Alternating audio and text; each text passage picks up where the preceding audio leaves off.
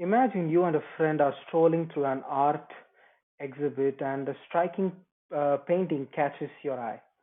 The vibrant red appears to you as a symbol of love, but your friend is convinced it's a symbol of war. And where you see stars in a romantic sky, your friend interprets it as global warming inducing pollutants. So, to settle the debate, you turn to the internet where you read that the painting is a replica of the artist's first grade art project. Red was her favorite color, and the silver dots are just fairies. You may know the exact intention that led to the creation of this work. Are you going to have enjoyed it as something the artist didn't intend? Do you enjoy it less now that you know the truth? Just how much should the artist's attention or intention affect your interpretation of the painting? It's a question that's been tossed around by philosophers and art critics for decades with no consensus in sight. In the mid 20th century, literary critic W.K. Wimsatt and philosopher Monor Birdsley argued that artistic intention was relevant.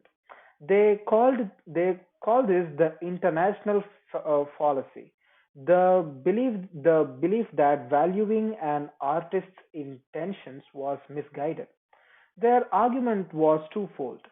First, the artists we study are no longer living, never recorded their intention, or are simply unavailable to answer questions about their work. Second, even if there was a bounty of relevant information, Wimsatt and Birdsley believed it would distract us from the qualities of the work itself. They compared art to a dessert. When you taste a pudding, the chef's intentions don't affect whether you enjoy its flavor or texture. All that matters is that the pudding works and it tastes good. But of course, what works for one person might not work for another. And since different interpretation appeal to different people, the silver dots in our painting could be reasonably interpreted as fairies, as stars, or even as pollutants. By Wimsatt and Beardsley's logic, the artist's interpretation of his or her own work would just be one among many equally acceptable possibilities.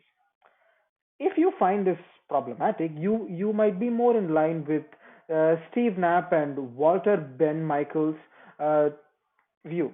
They were two literary theorists who rejected the intentional fallacy. They argued that an artist's intended meaning was just not one possible interpretation, but the only possible interpretation. For example, suppose you're walking along a beach and you come across a series of marks in the sand that spell out a verse of poetry. Knapp and Michaels believed the poem would lose all meaning if you discovered that these marks were not the work of a human being, but an odd coincidence produced by the waves. They believed an international creator is what makes the poem subject to understanding at all. Other thinkers advocate a more middle ground, suggesting that the intention is just one piece in a larger puzzle. Uh, Noel Carroll took this stance, arguing that an artist's intention are relevant to their audience the same way a speaker's intentions are relevant to the person they are engaging in conversation. So, to understand how intentions function in a conversation, Carol said to imagine holding a cigarette and asking for a match. You respond by handling them lighter, gathering that their more motivation is to light a cigarette.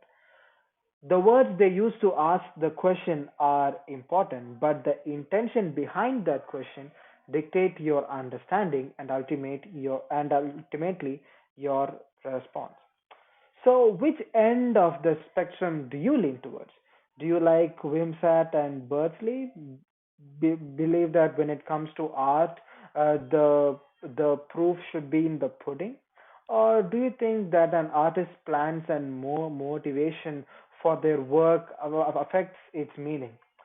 Artistic interpretation is a complex web that will probably never offer a definite answer. Thank you.